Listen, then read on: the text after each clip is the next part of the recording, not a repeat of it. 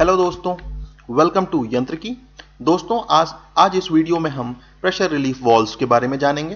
तो यहाँ इस एनिमेटेड डायग्राम में आप देख सकते हैं कि प्रेशर रिलीफ वाल्व कुछ इस तरह का होता है और ये सबसे पहला जो प्रेशर रिलीफ वाल्व है वो डायरेक्ट एक्टिंग रिलीफ वाल्व है। इसमें नीचे एक पॉपेट होता है जो कि निडल शेप, बॉल शेप या फिर सीट टाइप पॉपेट होता है और ये एक स्प्रिंग से कनेक्टेड होता है। तो जब कभी भी प्रेशराइज्ड ऑयल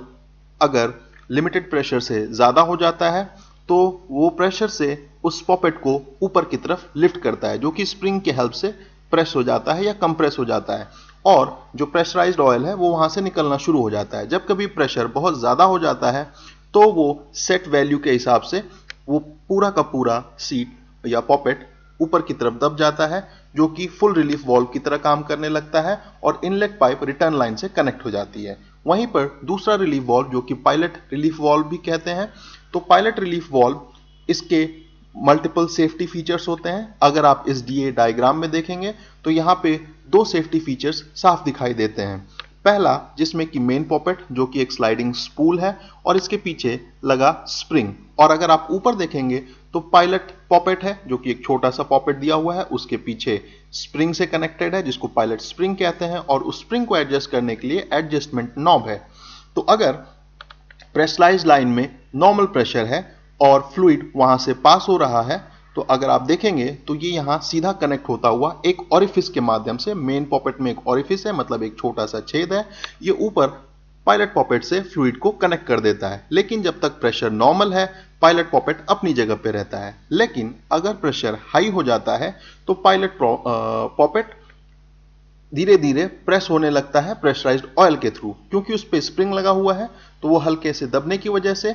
ऑयल या फ्लूइड को अलाउ करता है वहां से मूव करने के लिए। और अगर आप देखेंगे तो प्रेशराइज्ड या हल्का सा प्रेशराइज्ड फ्लूइड सीधा मेन पॉपेट से निकलता हुआ पायलट पॉपेट को क्रॉस करता हुआ सीधा रिटर्न टैंक में चला जाता है। अब अगर प्रेशर बहुत ज्यादा हाई है और ओरिफिस के थ्रू कंट्रोल नहीं हो पा रहा या पायलट पॉपेट से कंट्रोल नहीं हो पा रहा तो मेन पॉपेट पूरा का पूरा स्लाइड हो जाएगा, जिससे कि प्रेशराइज्ड लाइन सीधे के सीधे रिटर्न लाइन से कनेक्ट हो जाएगी। इस वजह से इसमें बहुत ज्यादा जब हाई प्रेशर प्रोड्यूस होगा तो इसको कंट्रोल किया जा सकेगा और ऊपर पायलट पॉपेट ऑटोमेटिकली प्रेशर कम होने की वजह से बंद हो जाएगा। अब अगर हम इसके एडवांटेजेस या डिसएडवांटेजेस के बारे में बात कर लें तो direct pressure relief valves low cost के होते हैं, इसलिए ये स्मॉल इंडस्ट्रीज में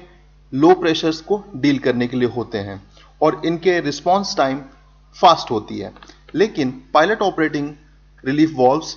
काफी महंगे आते हैं और ये डिजाइंड होते हैं हायर प्रेशर्स के लिए और